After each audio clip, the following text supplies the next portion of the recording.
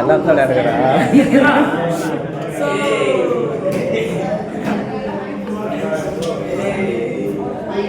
இவ்வளோ கூட தான் எடுக்கிறா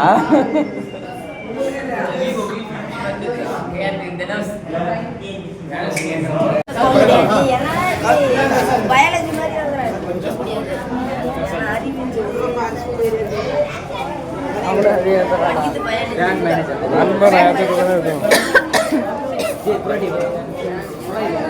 இல்லைங்க போட்டோ எடுத்துட்டாங்களா இப்போதான் சொல்ல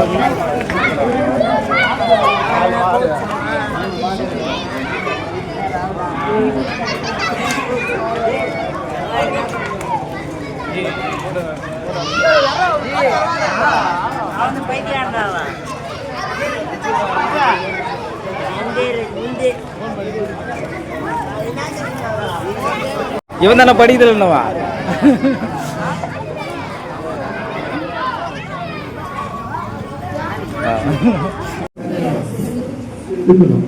செதுக்கணும் அப்படின்னா சிலையை நம்ம வந்து உருவாக்கணும்னா என்ன பண்ணலாம்?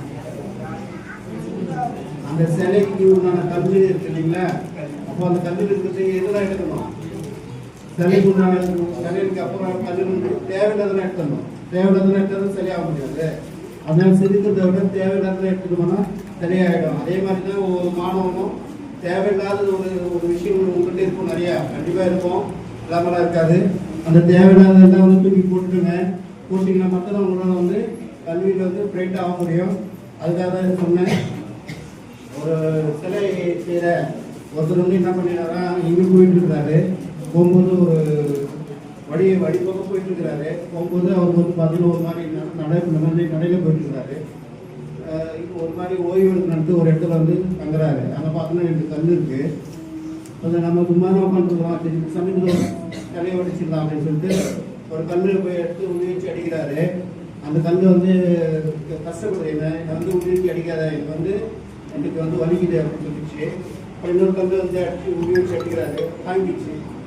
இப்போ என்ன ஆச்சுன்னா அது சிலையை வடிச்சிட்டாங்க. சிலையை வடிச்சு வந்து சிலையாகிடுச்சு. அப்புறம் ஒருத்தர் வந்தால் ஒரு துணி தைச்சி போட்டார், ரைட்டு துணி போட்டாச்சு. அப்புறம் ஒருத்தர் வந்தார், என்ன பண்ணார், கற்பூர் கொடுத்து தேங்காய் விவாதம் காட்டினாரு.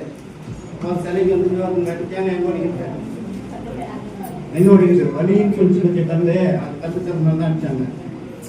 புரியுங்களா? அப்போது வலியை தாங்கிட்டு சரியாயிடுச்சு. வலிக்குன்னு சொன்னதுக்கு வந்து அடியாக ஒதுக்கு தான் இருக்குது, வரும்போது தான் அடிக்கிறாங்க. அந்த மாதிரி தான் வாழ்க்கையில் வந்து நீங்கள் என்ன பண்ணணும்னா தேவையில்லாதெல்லாம் தூக்கி போட்டுடுங்க. ஒன்லி படிப்பு படிப்பு படிப்பு படிப்பு, அது மட்டும்தான் இலக்காக வச்சுக்கிட்டு படிங்க. நீங்கள் படித்து முடிச்ச பின்னாடி உங்களுக்கு இப்படி ஒரு ஆப்பர்ச்சுனிட்டி இருக்குது, நீங்கள் வந்து படித்தா உங்களுக்கு ஜாப் அதே மாதிரி கொடுப்போம் அப்படின்ற சொல்லிட்டு தான் எங்களுக்கு அழைச்சிருக்காங்க. அதனால் அனைவருக்கும் உங்களெல்லாம் சந்திச்சு மிக்க மகிழ்ச்சி.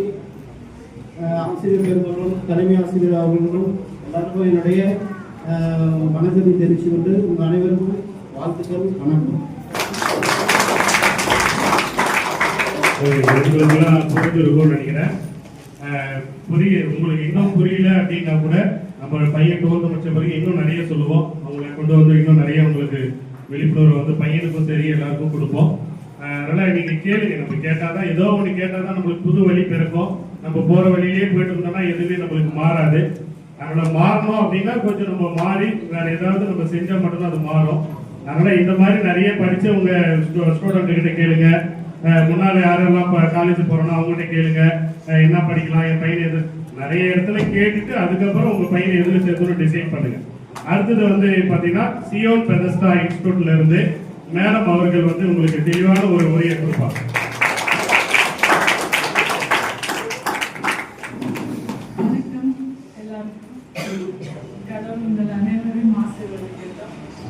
First of all, I would like to thank school and the opportunity கொடுத்ததுக்காக ஸ்கூல் மேனேஜ்மெண்ட் எல்லாருக்கும் தேங்க்ஸ் சொல்றேன். அண்ட் நான் வந்து ஆக்சுவலி ஸ்டூடெண்ட் கம்ப்ளைண்ட் அப்படின்னு சொல்ல மாட்டேன். ஃபர்ஸ்ட் எனக்கு ஃபோக்கஸ் என்னன்னா பேரண்ட்ஸ் கிட்ட தான் நான் ரெக்வஸ்ட் பண்ணுறதா எதிர்பார்க்குறேன்.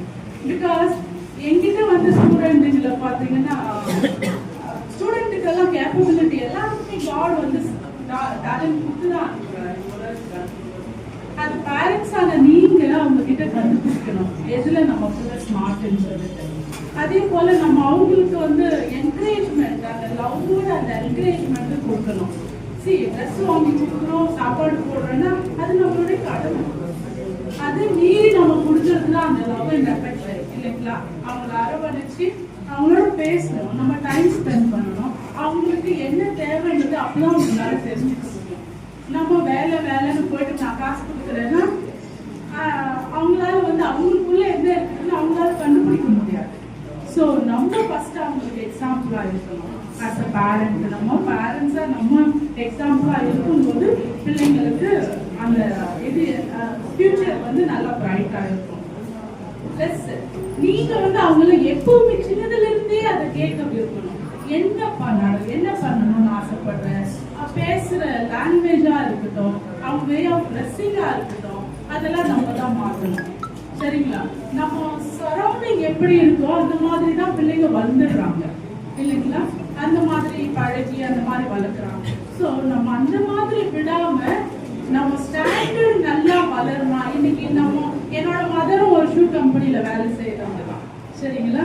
ஸோ இன்னைக்கு நான் வந்து ஒரு காலேஜ் வச்சு அதை நடத்துறேன்னா ஃபர்ஸ்ட் என் அம்மாவுடைய அந்த ஷூ கம்பெனில வாங்கின சேலரியில என்னால ஃபீஸ் கட்ட முடியாது. இன்னைக்கு கவர்மெண்ட் எல்லாம் கொடுக்குறாங்க. அன்னைக்கு எங்களுக்கு செருப்பு தவிர வேற எதுவும் கொடுத்தது இல்லை. ஓகே, இன்ஃபேக்ட் அந்த செருப்பு கூட நம்ம வாங்கினது இல்லை. பட் இன்னைக்கு எல்லா ஃபெசிலிட்டி கொடுத்துருக்காங்க. பட் அதை நம்ம மிஸ்யூஸ் பண்ணிக்க கூடாது. கவர்மெண்டே கொடுக்கட்டும், இவ்வளவு நாள் நான் செலவு பண்ணேன், நீ எப்படியே படி அப்படி சொல்லக்கூடாது. கவர்மெண்ட் ஒரு லிமிட்டுக்கு தான் படிக்க வைப்பாங்க. அதுக்கப்புறம் யூ நீட் டு ஸ்பெண்ட் கொஞ்சம் மணி நீங்க அவங்களுக்காக செலவு பண்ணி ஃபர்தர் ஸ்டடியை கொடுத்தீங்கன்னா தான் அவங்க வேலைக்கு போக முடியும். 12வது மட்டும் கவர்மெண்ட் படிக்க வச்சாங்கன்னு நம்ம அப்படியே விட்டுட்டோம்னா இல்லை நீ வேலை செஞ்சு படிச்சுக்கோ, அவன் எது படிப்பானா இல்லை வேலை செஞ்சு கொண்டு வந்து இது பண்ணுவான். ஸோ அது வரைக்கும் அவங்களோட வாழ்க்கையில ஒரு வேலையை கொடுக்க வேண்டிய பொறுப்பு பேரண்டான நம்ம கிட்ட தான் இருக்கு. சரிங்களா? அதுக்கு நீங்க கொஞ்சம் செலவு பண்ணணும். பாராமெடிக்கல் காலேஜஸ்ல எல்லாம் வந்து மோஸ்ட்லி கம்மி ஃபீஸ் தான். டிகிரி கோர்ஸ் எடுக்கும்போது கொஞ்சம் எக்ஸ்ட்ரா ஃபீஸஸ் இருக்கும். ஏன் நம்ம 10th முடிக்கணும், 10th நம்ம 10th பாஸ் பண்ணிருக்கணும் பாராமெடிக்கல் கோர்சஸ்க்கு. பட் 12th பாஸ் பண்ணா தான் டிகிரி கோர்ஸ். பட் எனக்குள்ள என்னன்னா நான் வந்து இப்போ 10th பாஸ் பண்ணிட்டு வந்தாலும் நான் சேர்த்துப்பேன், +2 ஃபெயில் ஆகிட்டு வந்தாலும் சேர்த்துப்பேன். பட் எனக்கு என்னன்னா நீங்க எப்படி வந்தா சேர்ந்துக்கிறது இல்லை. 12th முடிச்சாதான் உங்களுக்கு future. You have to finish 12th. சரிங்களா? 12th முடிச்சா நீ அதுக்கப்புறம் வந்து டிப்ளமோ கோர்ஸ் படிச்சுக்கிற உன்னோட வாழ்க்கையில இவ்வளவுதான் எங்களால சம்பாதிக்க முடிஞ்சிருக்கு. ஒரு 30,000 என்னோட ஃபீஸ் ஸ்ட்ரக்சர்னு வச்சுக்கோங்க, கட்டிடணும், படிக்க வச்சு ஒரு டிப்ளமோ கொடுத்துறேன். ஆனா அவன் டிகிரி படிக்கணும் தான் ஃபர்தரா அவன் சம்பாதிச்சு அவன் பணத்தை யூஸ் பண்ணி டிகிரி படிச்சுக்கணும்னா அந்த பொண்ணு ஆகட்டும் அந்த பையன் ஆகட்டும் +2 முடிச்சு இருக்கணும். சரிங்களா? அவன் 10th முடிச்சுட்டு டிப்ளமோ போய் படிச்சுக்கிட்டு அதுக்கப்புறமா 12th எழுதி படிக்கிறவங்களும் இருக்காங்க. பட் எவ்வளவு பேர் அதுக்கான எஃபர்ட் எடுப்பாங்கன்னு எனக்கு தெரியல. ஸோ பேரண்ட்ஸ் நீங்க கொஞ்சம் உங்களோட இவ்வளவு காலம் ஒழிச்சு அவங்கள 12th அந்த 17 years வரைக்கும் வளர்த்துட்டீங்க. இன்னும் ஒரு 2 years 3 years அவங்கள ஸ்டாண்டர்டா பார்த்துட்டு அவங்களுக்கு கொஞ்சம் செலவு பண்ணா டிகிரி ஹோல்ட் பண்ணிட்டு அவங்க வேலை கையில கொடுத்துருவாங்க. அவங்களால நம்ம குடும்பத்தோட அவங்க நம்ம பாக்குறாங்க பார்க்கல அது செகண்டரி. ஆனா குடும்பத்தோடைய தரம் வந்து உயர்ந்துடும். நம்ம ஆஸ் அ பேரண்டா நம்ம கடமையை நம்ம கரெக்டா செய்துட்டோம். கரெக்டுங்களா? அந்த வழியில வேலை வாங்கி கொடுக்கும்போது ஸோ அதை நீங்க பண்ணுங்க. நம்ம இன்ஸ்டியூட் வந்து எய்ம் வந்து ஃபோக்கஸ் என்னன்னா ஷூ கம்பெனியில வேலை பண்ணவங்களோட பிள்ளைங்க ஷூ கம்பெனிக்கு போகக்கூடாது. சரிங்களா? மேஸ்திரி வேலை பண்ண பிள்ளையோட பிள்ளைங்க மேஸ்திரி வேலைக்கு போய் தான் இருக்கணும்ன்றது கிடையாது.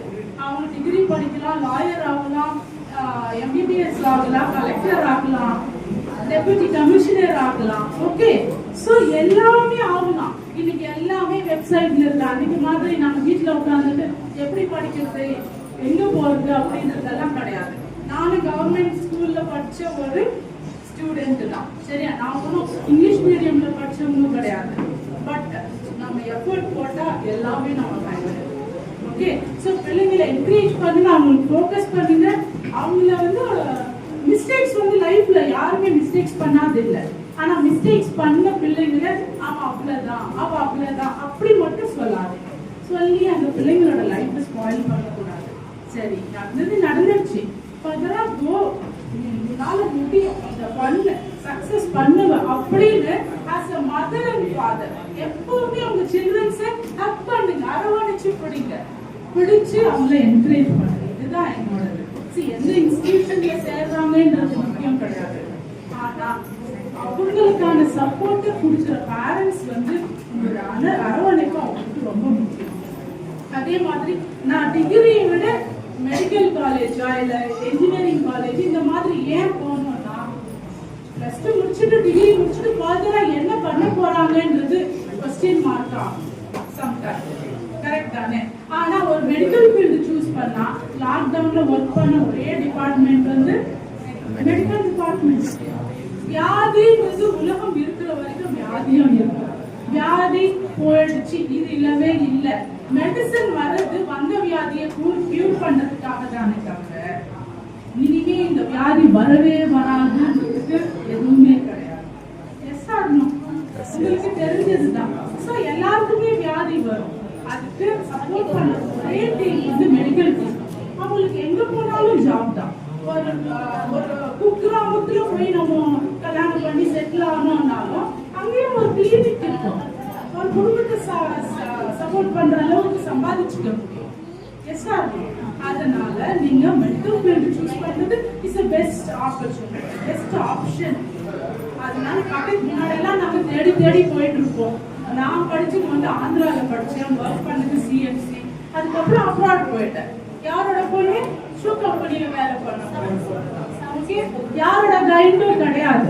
பட் இன்னைக்கு எல்லாரோட கைடன்ஸ் டீச்சர்ஸ் அவங்க கிட்ட நிறைய வந்து என்ன சொல்றது வழிகள் கண்டுபிடிச்சு சொல்லிட்டு இருக்காங்க. அதெல்லாம் கேட்டுட்டு இருக்கும்போது எனக்கு அன்னைக்கு எனக்கு கிடைச்சிருந்தா நான் இன்னைக்கு ஒரு ஐஏஎஸ் உட்கார்ந்து இருப்பேன் அப்படின்னு ஆசைப்பட்டேன். பட் என் ஸ்டூடெண்ட் இன்னைக்கு ஒரு பேசினார், அவரு ஸ்கூல்ல பேசுறதே இல்லைன்னு சொன்னாங்க. பிரசாந்த் அவன் வந்துட்டு நம்ம ஸ்கூல்ல நம்ம காலேஜ்ல வந்தப்ப கூட அவன் அப்படிதான் இருந்தான், ரொம்ப சைலண்ட். நான் சொன்னேன், இப்ப டிராமா எல்லாம் கல்ச்சரல் ப்ரோக்ராம் எல்லாம் வைப்பாங்கல்ல, நீ இதுல நடிக்கணும். அவன் பேசும்போது ஐ வாஸ் வண்டரிங், நீ இப்படி பேசுற, அவ்வளவு அழகா பேசுற அப்படின்னு. அவங்கள வந்து என் பிள்ளைங்க தான் சொல்லியிருக்கேன். என் ஸ்டூடெண்ட்டுக்கு நான் சொன்னது என் பிள்ளைங்க. பிகாஸ் அவங்க ஏஜ்ல தான் எனக்கும் ஒரு டாக்டர் இருக்காங்க. அதனால நான் எப்பவுமே என் பிள்ளைங்களை கேரக்டர்ல அவங்களை பில்ட் பண்றேன். அதே மாதிரி அவங்க ஃபியூச்சருக்காகவும் என்னோட எஃபர்ட் போட்டுட்டு தான் இருக்கேன். ஸோ உங்களோட பிள்ளைங்களுக்கும் கொஞ்சம் எஃபர்ட் போட்டு அவங்களுக்கு ஸ்டடி கொடுங்க. என்னோட காலேஜ் நேம் வந்து Zion Bethesda Institute of Medical Science, வடாமூர்ல தான் இருக்கு. ஃப்ரீ பஸ் இப்போ எல்லாருக்கும் அவைலபிள் இருக்கு. ஸ்டூடெண்ட் அங்கே ஏறி தான் அங்கே வந்து தான் நிறைய பேரமெண்ட் ஸ்டூடெண்ட் நம்ம கிட்ட படிக்கிறாங்க. எல்லாம் தோர்த்து முடிச்ச உடனே இங்கே போய் சேர்ந்துக்கோ, எங்க வேணா போய் சேரு. அவன் எங்க போய் சேர்ந்தா 1 வருஷம் கோர்ஸ் படிச்சானா 2 வருஷம் கோர்ஸ் படிச்சானா எதுவுமே அவனை வந்து ஒரு நம்ம கண்டுக்காம விடுறதுனாலதான் பையனுடைய வாழ்க்கை தரம் வந்து நம்மளுக்கு குறுகியே இருக்குது. அப்ப நம்மளுடைய சமூகம், நம்மளுடைய பொருளாதாரம் எல்லாமே நம்மள வந்து நல்ல டெவலப் ஆகணும் அப்படின்னா எல்லாரும் சொன்ன மாதிரிதான் நல்லா படிக்கணும், மேற்கொண்டு படிச்சுட்டே இருக்கணும். எல்லா பிள்ளைகளும் இங்க வரக்கூடிய பிள்ளைகள் எல்லா பிள்ளைகளும் ஏழை பிள்ளைகள் தான். அந்த ஏழை பிள்ளைகளுக்காக மட்டும்தான் இங்க இருக்கக்கூடிய ஆசிரியர்கள் வந்து அருள்பாடு படுறாங்க. நாங்க எங்களை வந்து நாங்களே பெருமையா சொல்லிக்க கூடாது. உண்மையிலேயே எல்லா ஆசிரியரும் நாங்க ஒரு சாப்பிட உட்காரும் போது கூட வந்து பாத்தீங்கன்னா பையனை பத்தி தான் பேசுவோம். அந்த பையன் நேற்று வரல, அதை படிச்சிருக்க மாட்டான், இந்த பையன் இந்த கொஸ்டின் படிக்கலாம், அவன் எழுதிருக்க மாட்டான் அப்படின்ற மாதிரி எங்க எச்எம்கே தெரியும். நாங்க சாப்பிடும் போது கூட பையனை பத்தி தான் டிஸ்கஸ் பண்ணிட்டே இருக்கோம். அப்ப காரணம் என்னன்னா, எங்களுக்கு கொடுத்த வேலையை நாங்க நல்லா செய்யணும். அந்த பையனை ஏதோ ஒரு வகையில கொண்டு போய் ஒரு நல்ல ஒரு படிப்புல சேர்க்கணும்.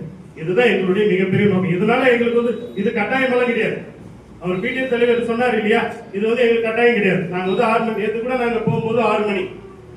அப்ப காரணம் நம்ம பள்ளியில ஏதோ ஒன்று நம்ம செஞ்சிடலாம், பையனை வந்து நம்மளால அதை ஒரு நல்ல நிலைமை கொண்டு போயிடலாம் அப்படின்ற ஒரு எண்ணம் தான். மற்றபடி எதுவுமே கிடையாது. எங்களாலேயும் ஒரு 9 மணிக்கோ இல்ல வந்துட்டு ஒரு 4 மணிக்கு 4:30 மணி எங்களால போக தெரியும். எல்லா பள்ளியிலும் அதுதான் நடக்குது. நாங்க ஒரு 5:30 மணி வரைக்கும் கட்டாய பையன் இருக்கணும், அவங்க கூடவே டிராவல் பண்ணிட்டு படிச்சானா இல்லையா எல்லாம் எல்லாத்தையும் பார்த்துட்டு நாங்க ஏன் போறோம் அப்படின்னா, ஏன்னா இங்க வரக்கூடிய பையன் எல்லா பையனும் பேரண்ட் படிக்கல, இவனுடைய அக்கா தங்கச்சிங்க படிக்கல, இவனாவது படிச்சு அந்த குடும்பத்துக்கு ஒரு சின்ன ஒரு நல்ல ஒரு எண்ணத்தையோ நல்ல ஒரு செயலியோ அந்த பையன் சொல்லுவான். அதனால அவங்க குடும்பம், அந்த சுத்தி இருக்கிற குடும்பம், இந்த ஒரு இடம் வந்து முன்னேறும் அப்படின்ற ஒரு நோக்கமே தவிர மற்ற எதுவுமே கிடையாது. உண்மையிலேயே இந்த பள்ளிக்கு கிடைச்ச ஆசிரியர்கள் வந்து மிகப்பெரிய ஒரு பொக்கிஷமான ஆசிரியர்கள். அந்த ஆசிரியர்களை மாணவர்கள் பயன்படுத்தி கொள்ள வேண்டும். பெற்றோர்கள் அந்த ஆசிரியர்களுக்கு தகுந்தவாறு, பையன் வந்து நம்ம போன் பண்ண ஒரு சில பேரண்ட் எல்லாம் அவன் எங்க போயிருக்கான்னு தெரியல சார், வந்து பாத்துறேன் சொல்றான் அப்படின்றான்.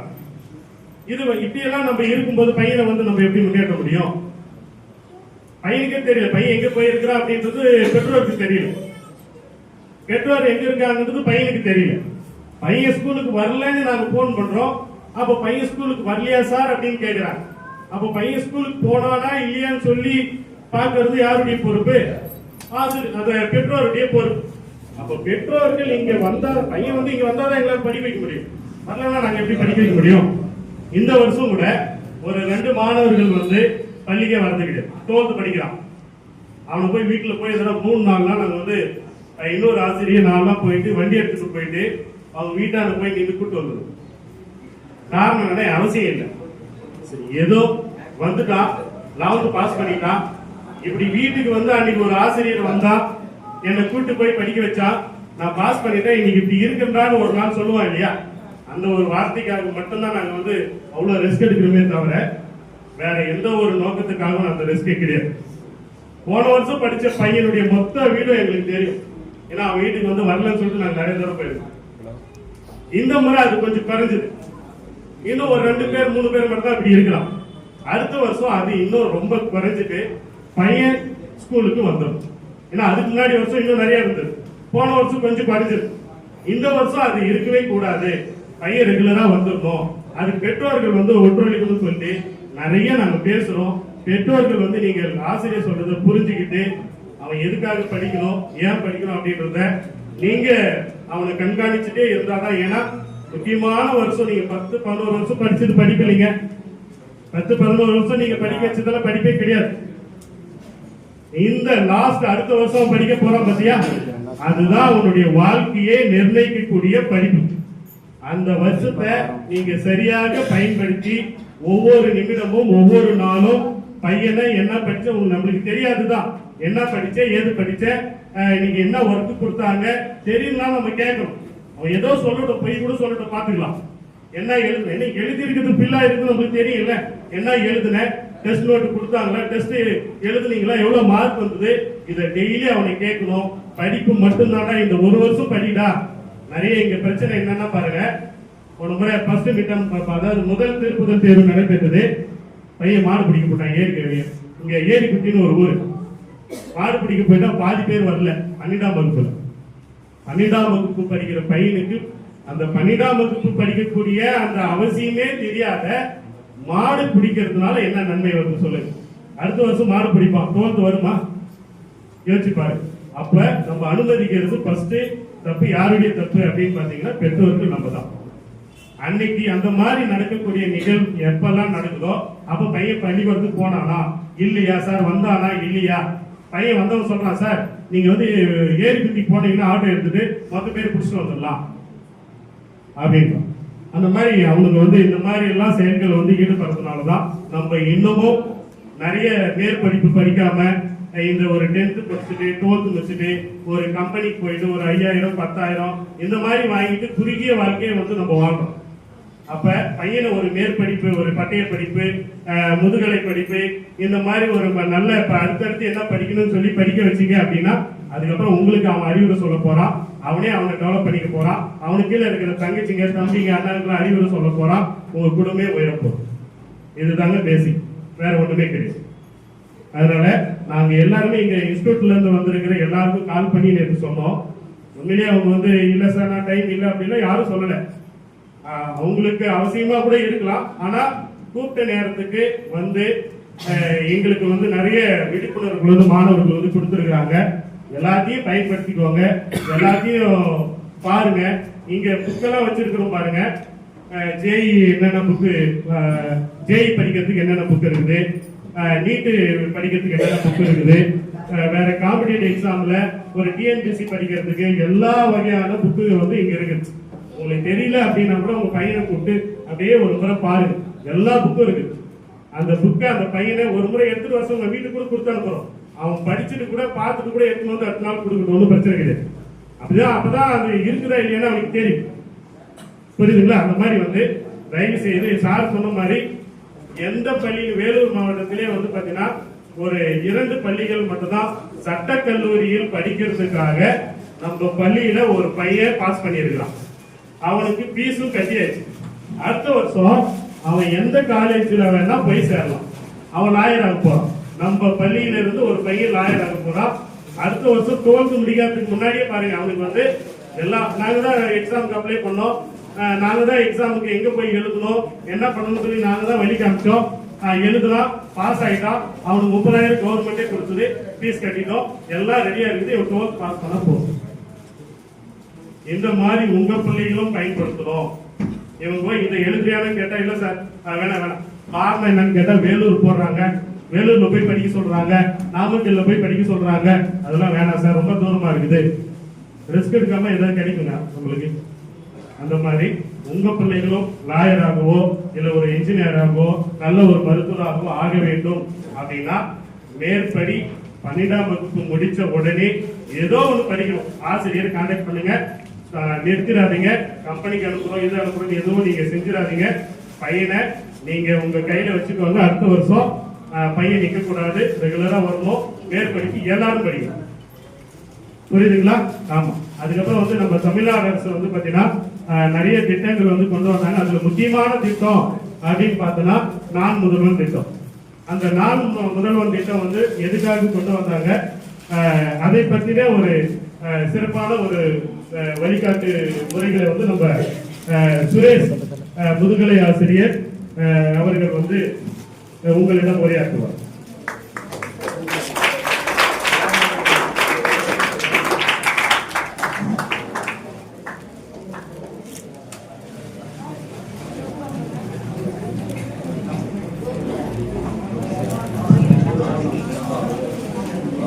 அனைவருக்கும் வணக்கம். இந்த நான் முதல்வன் இந்த திட்டத்துல நிறைய மாணவர்கள் பயணிச்சிருக்காங்க. நான் முதல்வன்னா முதல்ல என்ன, இங்க இருக்கக்கூடிய ஒவ்வொரு மாணவர்களும் எதிர்காலத்துல அவங்களுடைய ஆர்வம், திறன் மற்றும் வந்து பார்த்தீங்கன்னா மேம்பாடு பொறுத்து சரியான ஒரு வழிபாதையை தேர்ந்தெடுக்கிறதுக்காக இந்த திட்டத்தை உருவாக்குனாங்க. இந்த திட்டம்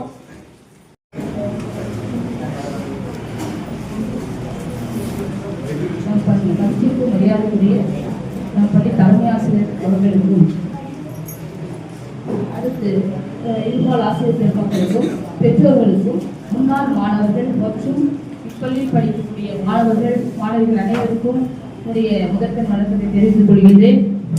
நீங்கள் எத்தனையோ வேலைகள் சிரமங்களை நீக்கி நம்ம மீட்டிங் சொல்றது வந்திருக்கீங்க. எல்லாம் யாருக்காக அப்படின்னா நம்முடைய குழந்தைகளுக்காக மட்டுமே. அவருடைய உயர்கல்வி என்ன மாதிரிலாம் படிச்சா என்னெல்லாம் ஆகலாம் அப்படின்னு நம்ம அரசு கொடுத்திருக்க நலத்திட்டங்களை பயன்படுத்தி நம்ம மாணவர்களுக்கு இப்பொழுதே அவங்க என்னெல்லாம் மாறணும் அப்படின்னு நினைக்கிறாங்கன்னா அவங்க சொல்ல அதுவாகவே அவன் மாறிடும். டாக்டரா மாறும், அவன் எழுதுவான், அவன் டாக்டராக மாறிடுவான். அவன் மனசு உள்ளுவதெல்லாம் உயர்வுள்ளது, அவன் நினைக்கணும், அதே மாதிரி நடக்க போகுது. அதனால அந்த ஒரு உயர்வை எங்களுக்கு கடவுள் கொடுத்தமைக்கு நாங்கள் நன்றி சொல்ல கடமைப்பட்டிருக்கிறோம். இப்ப முதலாவதாக நம் பள்ளி தலைமை ஆசிரியர், நம்ம பள்ளி தலைமை ஆசிரியருடைய அந்த ஒரு காரணம் எங்களுடைய ஆசிரியர் அனைவரையும் அரவணைத்து பள்ளியில் கற்பித்தல் மட்டுமே மாணவர்களின் நலனுக்கு முக்கியத்துவம் கட்டாயம் உண்டு. மாணவர்களுக்கு உடம்பு சரியில்லைன்னா அவனுக்கு முதல்ல அவனுக்கு உண்டான உணவு கொடுக்கறது, அவனை ரெஸ்ட் எடுக்க வைக்கிறது, அத்தனையும் அவர் பார்த்துட்டு அதுக்கப்புறம் பொறுமையாக அவர் படிச்சு காட்டுற மாதிரி கொடுப்பாங்க.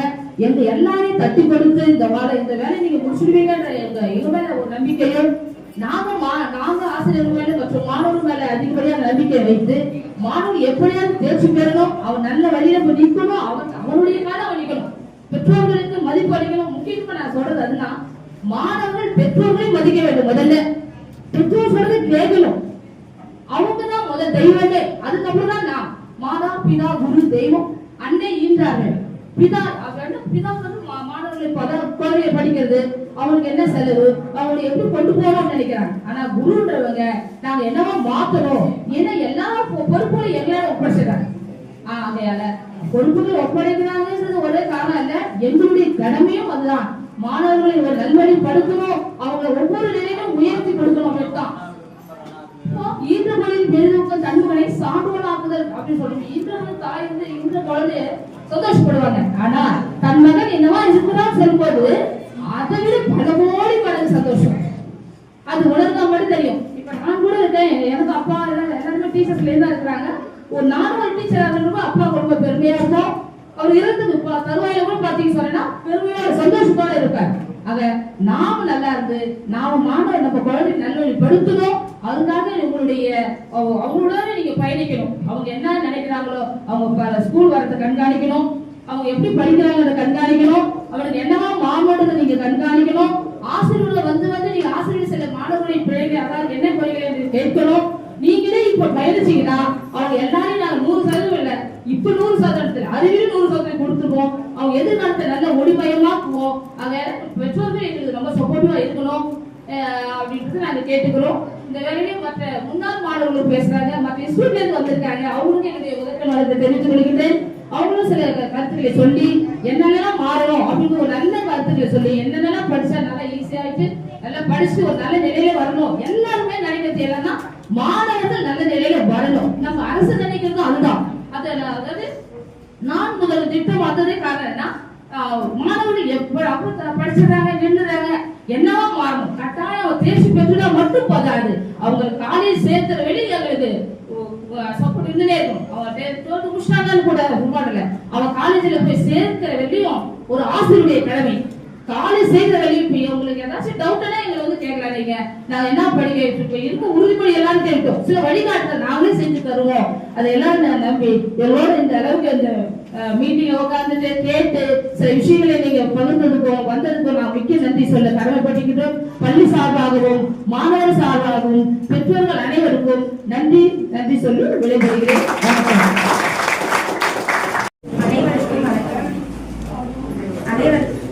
அனைவருக்கும் வணக்கம். என்னுடைய பேர் வந்து சக்தி. நான் இங்கே தான் 6th 12th படித்தேன். இப்போ நான் பிஎஸ்சி நர்சிங் 3rd year படிக்கிறேன். உயர்கல்வி திட்டம்னா எனக்கு என்னன்னு ஃபஸ்ட்டு தெரியாது. சில ஆசிரியர் தான் எங்களுக்கு எடுத்து சொன்னாங்க. அதுபடி கேட்டு வழி நடத்துங்க. பெற்றோருக்கு சொல்கிற ஒரே ஒரு வேண்டுதல் என்னன்னா படிப்பு மட்டும்தான் நம்ம வாழ்க்கையை மாற்றுமே. படிப்பை நீங்கள் வந்து நோக்கினா எனக்கு சொல்லுங்கள். நல்லா படித்து ஒரு வேலைக்கு போகணும்.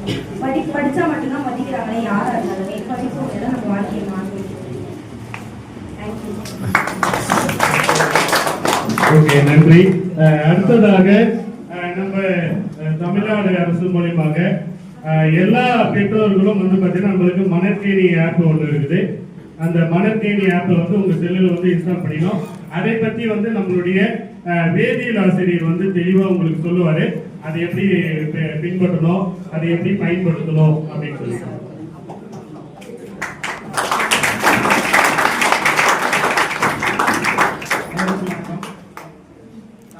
பள்ளி மாணவர்கள் வந்து ஒழுக்கத்துல சிறந்து விளங்குறாங்க.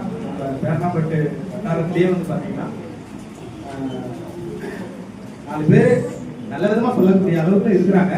பட் இன்னும் நல்லா பண்ணணும் அப்படின்னு அடுத்து வந்து பாத்தீங்கன்னா மணற்கேணி ஆப்ல வந்து பாத்தீங்கன்னா எல்லா விதமான என்ட்ரன்ஸ் எக்ஸாம் எல்லா விதமான சப்ஜெக்ட் பத்தியும் தமிழ்லயே வீடியோஸ் இருக்கு. அதுக்கு நான் ஏன் ஆர்வம் சொல்றேன் அப்படின்னா, ஒரு நாள் ஒரு பையன் வரல அப்படின்னா அந்த சப்ஜெக்ட்லயோ அந்த பாடத்துலயோ ஏதோ ஒரு மிஸ்டேக் ஆயிடுச்சு, அவன் அந்த டாபிக் வந்து புரியல அப்படின்னா அந்த ஆப்பை வந்து பயன்படுத்தி அவன் கத்துக்கலாம். அது மட்டும் கிடையாது, இன்னைக்கு செல்போன் பயன்படுத்துறது வந்து பாத்தீங்கன்னா கம்பல்சரி ஆயிடுச்சு. எல்லாருடைய கையிலையும் செல்போன் இருக்குது. அதை எப்படி பயன்படுத்துவோம் அப்படின்றதுலதான் எல்லாருடைய மாணவர் கையிலையும் இருக்குது, பெற்றோர் கையிலையும் இருக்குது. அதை நம்ம எப்படி பயன்படுத்த வைக்கிறோம் அப்படின்றது தான். இப்ப இந்த ஆப்பை வந்து நீங்க இன்ஸ்டால் பண்ணி கொடுத்துட்டு அதுல இருக்கிற வீடியோவை ஒரு நாளா என்ன பண்ண சொல்லலாம், பார்க்க சொல்லலாம். நீங்க இன்ஸ்டாகிராம் அது இதுன்னு சொல்லிட்டு நிறைய யூஸ் பண்றோம். இதுலயும் நீங்க வந்து யூஸ் பண்ண சொல்றதுல மிகப்பெரிய ஒரு அட்வான்டேஜ் இருக்கு. என்ட்ரன்ஸ் எக்ஸாம் பத்தியும் சரி, அப்படி இல்லைன்னா வந்து அந்த காம்படிட்டிவ் எக்ஸாம் பத்தியும் சரி எல்லா விதமான வீடியோஸ் இருக்குது. அதே மாதிரி அதுல வந்து நிறைய விதமான போட்டித் தேர்வுகளை எப்படி வெற்றி பெற்றாங்க அந்த மாதிரியான கதைகளையும் அவங்க சொல்றாங்க. எப்படி படிச்சா எப்படி வந்து நான் வெற்றி பெற்றேன், இன்னைக்கு எவ்வளவு நான் வேலை செய்யறேன், எவ்வளவு சம்பாதிக்கிறேன் அப்படின்ற விஷயமும் அவங்க என்ன பண்றாங்கன்னா சொல்றாங்க. உங்களுடைய கடமை என்னன்னா செல்போன் வாங்கி கொடுக்கறதோட விட்டுறாதீங்க, அதை அந்த ஆப்பையும் இன்ஸ்டால் பண்ணி கொடுத்து அதை பார்க்க வைங்கன்னு சொல்றோம். இன்னைக்கு நிறைய அப்ளிகேஷன் இருக்குது, இந்த அப்ளிகேஷனும் முக்கியத்துவம் கொடுத்து கொஞ்சம் நீங்க இன்ஸ்டால் பண்ணி கொடுத்து அவங்க கைட் பண்ணணும்னு சொல்றோம். அனைவருக்கும் வணக்கம். நான் இந்த ஸ்கூல்ல தான் +1 படிச்சேன். எனக்கு வந்து அப்போ ஒழுக்கம்னா என்னன்னே தெரியாது. நான் என் பாட்டுக்கு வருவேன், அட்டடிப்பேன், பேசுவேன், அமைதியா போயிடுவேன். அப்ப டீச்சர்ஸ் சாருங்கெல்லாம் கூப்பிட்டு சொல்லுவாங்க, நீ ஃபர்ஸ்ட் ஒழுக்கமா இரு, உனக்கு படிப்பு இருக்கு, உனக்கு ஒழுக்கம் இல்லை அப்படின்னு சொல்லுவாங்க. அது மாதிரி டீச்சர்ஸ் சார் சொல்றதை பத்தி நான் நடந்துக்கிறேன், நல்லா ஒழுக்கமாவும் இருந்தேன். நானும் நீட் எக்ஸாமுக்கு பேர் கொடுத்தா சார் எனக்கு கோச்சிங் கொடுத்தாரு. அது மேற்பட்டு நான் அதை கடைபிடிக்கிறேன். அது மேற்பட்டு எனக்கு வந்து இந்த மேல் படிக்கிறது என்னன்னு தெரியாது. பிஎஸ் நர்சிங்னா என்ன, கார்டியாலஜி, இந்த ஓடி டெக்னீஷியன், லேப் அதெல்லாம் என்னன்னே தெரியாது. ஒரு நாள் விஐடி யூனிவர்சிட்டி வெளியில் இருக்கிற யூனிவர்சிட்டி கூட்டிட்டு போனாங்க சார். அப்ப நான் +2 படிச்சு எல்லாரும் கூட்டிட்டு போயிட்டு இந்த படி படிக்கல, இந்த படி படிச்சா இந்த மாதிரி ஆகலாம், ரோபோட்னா எனக்கு என்னன்னு தெரியாது, ரோபோட் எல்லாம் கூட்டிட்டு போய் காமிச்சாங்க. இந்த பிரிவு எடுத்து படிச்சா இந்த மாதிரி நீங்க வேலை செய்யலாம் அப்படின்னு காமிச்சாங்க. அது மேற்பட்டு நான் வந்து இந்த ஸ்கூல்ல வந்து எதுவுமே லீவ் போட மாட்டேன். ஜுரம் இருந்தாலும் சரி, எது இருந்தாலும் சரி, ஃபர்ஸ்ட் வந்து ஸ்கூல்ல வந்துடுவேன்.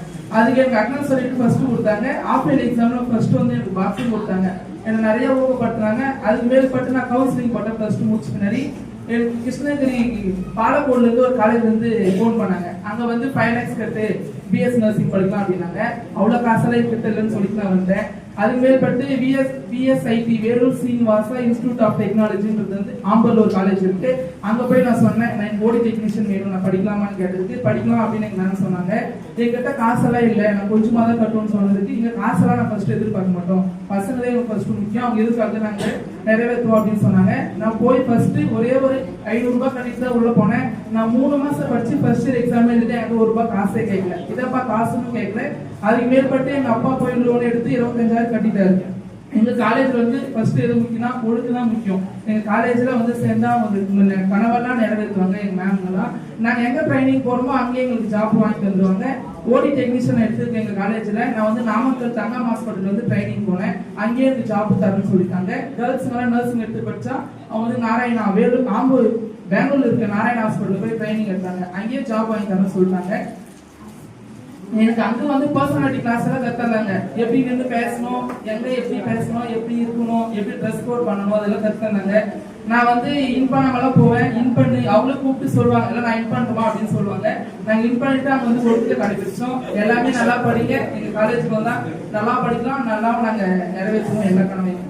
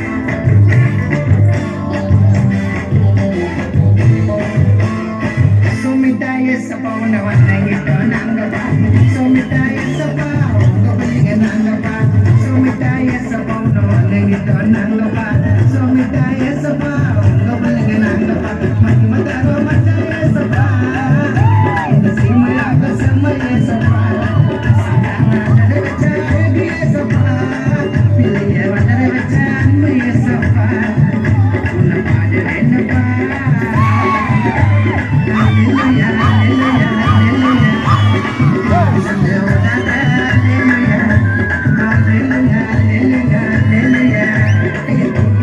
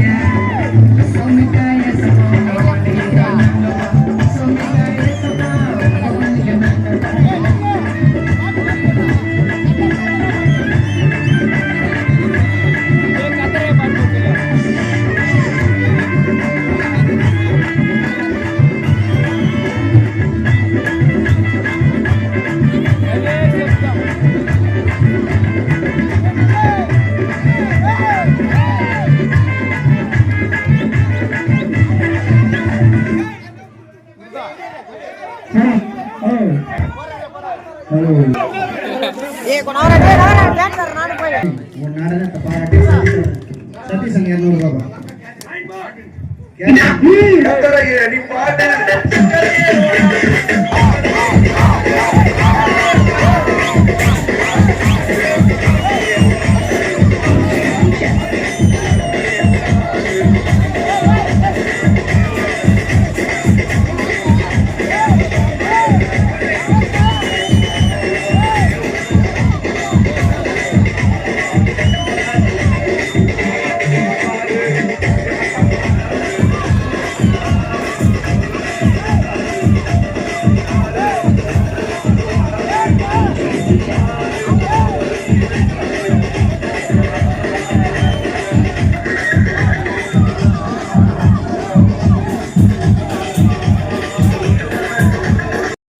படிக்கும் போதே அவன் எழுத போறான், நான் வந்து எதிர்காலத்தில் இதுவாக போறேன்.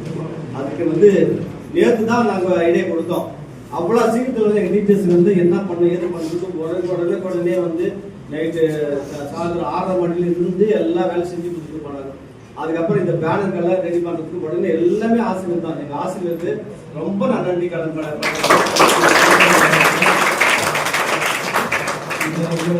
பெற்றோர்கள் அனைவரும் மாணவர்கள் பெற்றோர் அனைவருக்கும் எனது தாழ்மையான வேண்டுகோள், உங்க பிள்ளைகளை நல்லா படிக்க வைங்க. நம்ம எதிர்காலம் நம்ம பிள்ளைங்க தான், நம்மளுடைய எதிர்காலமே நம்ம பிள்ளைங்க தான். ஏன்னா அவங்க நல்லா இருந்தால் தான் நம்ம கொஞ்சம் ரொம்ப சந்தோஷப்படுவோம். ஏன்னா நம்ம பார்க்குறோம், நம்ம கிட்ட படிக்கிற பசங்க எல்லாரும் எங்கள் லட்சியமே தான். போன வருஷம் அனைத்து மாணவர்களும் 10th சரி 12th சரி அனைத்து மாணவர்களும் பாஸ் பண்ண. 11th இப்போ இருக்கிற பசங்க எல்லாமே 11th ஆல் பாஸ். போன வருஷம் கவர்மெண்ட் எக்ஸாம் இருந்துச்சு. அப்போ அவங்க வெள்ளூர் டிஸ்ட்ரிக்ட்ல டாப் வெள்ளூர் டிஸ்ட்ரிக்ட் நாகப்பட்டினம் தான் ஃபர்ஸ்ட் வந்தது 11th ஆல் பாஸ்ல. அந்த வகையில் பெருமையாக சொல்லிட்டு போனாங்க. அது கலெக்டர் அம்மா கிட்ட கூட நாங்கள் அவார்டு வாங்கியிருக்கிறோம். அது ஒரு பள்ளிக்கு ஒரு நல்ல பெருமை. இந்த படிக்கிற பசங்க அனைவரும் இப்போ இருக்கிற 34 பசங்க இப்போ 11th படிச்சுருக்காங்க. 10th 12th ஒரு 47 மாணவர்கள், 10th 22 மாணவர்கள். அனைவரும் கண்டிப்பாக கட்டாயமாக பாஸ் பண்ணுவாங்க. அந்த நம்பிக்கை எங்களுக்கு இருக்குது. ஏன்னா அதுக்கான அனைத்து முயற்சியும் எங்கள் பள்ளி ஆசிரியர்கள் மேற்கொண்டு வருகிறார்கள். அதனால அவங்களுக்கு மீண்டுமாக நன்றி தெரிவித்துக் கொண்டு இங்கே வரை கொஞ்சம் பெற்றோர்கள் அனைவரையும் வருக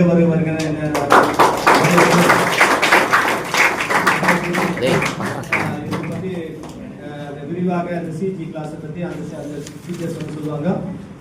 முதலாவதாக நன்றி வணக்கம். சிறப்பாக வரவேற்புரையாற்றிய தலைமை ஆசிரியருக்கு நன்றி.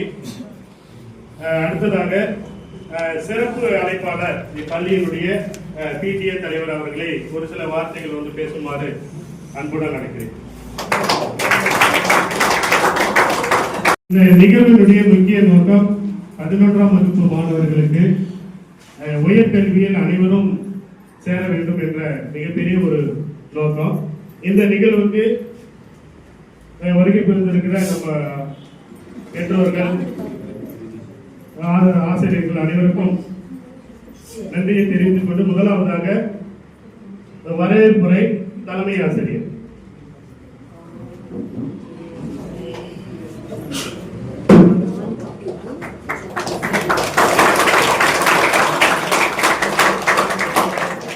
உயர்கல்வியை எங்கள் இலக்கியம். இது தமிழ்நாடு கவர்மெண்ட் இப்போ ஆரம்பிச்சு புதிய போன வருஷத்துலேயே 12ஆம் வகுப்பு மாணவர்களுக்கு அது இருந்தது. எல்லா இன்ஸ்டியூட்லேயும் ஒரு குறிப்பிட்ட பிளாக் வைஸாக ஒரு இடத்தை தேர்ந்தெடுத்து அங்கே எல்லா கல்லூரியிலிருந்தும் பெரிய பெரிய இன்ஸ்டியூட்லேருந்தெல்லாம் அங்கே ஸ்டால் வச்சுக்குவாங்க. ஸ்டால் வச்சுக்கிட்டு நாங்கள் பசங்களுக்கு கூட்டு போவோம். 12ஆம் படிக்கிற மாணவர்கள் படித்து கொண்ட மாணவர்களை கூட்டு போவோம். அங்கே கூட்டு போய்ட்டு அந்த ஸ்டாலெல்லாம் நாங்கள் விசிட் பண்ண வச்சுட்டு அவங்க எந்த அடுத்ததா +2 முடிச்சுட்டு இன்னைக்கு அவன் எந்த கல்லூரியில் சேர விரும்புகிறான், அவன் என்னவா ஆக போகிறான்றது அங்கே இருக்கிறவங்கலாம் கேன்வஸ் பண்ணுவாங்க. எங்கள் இன்ஸ்டியூட் இதெல்லாம் இருக்குதுன்னு சொல்லிட்டு அது தனிப்பட்ட முறையில் கவர்மெண்ட் செஞ்சு தருது. கலெக்டர் அம்மாவிலிருந்து எல்லாமே செஞ்சு தருது. இப்போ என்ன சொல்லிட்டாங்கன்னாக்கா அந்தந்த பள்ளிகளிலே பள்ளி அளவிலே மாணவர்களுக்கு நல்ல விழிப்புணர்வு கொடுக்கணும். அது என்னோட உயரிய நோக்கத்தோட சிஎம் அவர்கள் வந்து ஏற்பாடு செஞ்ச நிகழ்ச்சி தான் இது கலந்து மூலமா நம்மளுக்கு வந்து இந்த ஒரு வாரம் ஃபுல்லாவே உயர்கல்வி இலக்கிய என்ற தலைப்புல இருந்து குறிப்பா 11ஆம் வகுப்பு மாணவர், ஏன்னா வந்து 12ஆம் வகுப்பு மாணவர் வந்து கட்டாயமா வந்து என்ன பண்ணிடுவான், பாஸ் பண்ணுவோன்னு உயர்கல்விக்கு போயிடுவான்ற நம்பிக்கை. ஆனா வந்து 11ஆம் படிக்கிற மாணவன் வந்து இந்த ஆண்டு வந்து என்ன ஆச்சுனாக்கா நம்மளுக்கு இது கிடையாது. 11ஆம் அனைவருக்கும் வணக்கம். நான் இதே ஸ்கூலில் தான் படித்தேன், +1 +2. முதல்ல நான் வேற காலேஜில் தான் போய் சேர்ந்தேன். அங்கே எனக்கு அவ்வளோ பெனிஃபிட் கிடைக்கல. அதுக்கப்புறம் சில பேர் சொன்னாங்க இந்த காலேஜுக்கு போய் சேரு, நல்ல பெனிஃபிட் இருக்குது, உங்களுக்கு 100% வாய்ப்பு கண்டிப்பாக நிச்சயமாக கிடைக்கும்னு சொன்னாங்க. அதனால தான் நாங்கள் போயிட்டு கடை ஜிஎம் அந்த காலேஜில் போய் சேர்ந்தோம். நாங்கள் சேர்ந்த பிறகு என்னோட லைஃபே மாறிடுச்சு. எனக்கே தெரியாது இந்த மாதிரி நான் ஆவேன், அது எனக்கே நிச்சயமாக புரியல. அதுக்கப்புறமா தான் தெரியுது, மற்றவங்க சொல்லி அந்த காலேஜ் போய் சேர்ந்ததுனால இந்த மாதிரி மாறினேன். நல்ல பெனிஃபிட் இருக்குது நம்ம ஜிஎம் பெதஸ்தாவை. ட்ரைனிங் எல்லாம் வர்றாங்க, 2 இயர்ஸ் கோர்ஸ் எடுத்தேன். எதுக்கு நான் எடுத்தேன்னா இந்த நர்சிங் இந்த ஒரு டிபார்ட்மெண்ட் நிச்சயமாக வேலை கிடைக்கும். ஏன்னா இப்போ மருத்துவம் தான் எல்லாமே, யாருமே நல்லா இயற்கையாக இருக்கணும்னு சொல்ல முடியாது, ஏதாச்சும் ஒரு பறை இருக்கும். அதுக்கு நம்ம மருத்துவமனை தான் போகணும், எந்த ஒரு பிரச்சனைனாலும். அது இப்போ நான் ஆனேன்னா எங்கள் வீட்டில் இருக்கவங்க நானே பார்த்துப்பேன். எனக்கு இப்போ நர்சிங்கிற ஒரு இது தெரியும், என்னென்ன இது பண்ணணும். அதனால தான் நான் இந்த கோர்ஸை எடுத்துட்டேன். இப்போ நான் இப்போ இந்த 2 இயர்ஸ் முடிச்சுனாக்கா வேலைக்கு போயிடுவேன். வேலைக்கு போனால் எங்கள் அப்பா அம்மா ரொம்ப சந்தோஷப்படுவாங்க. அதனால தான் நான் இந்த கோர்ஸ் எடுத்தேன்.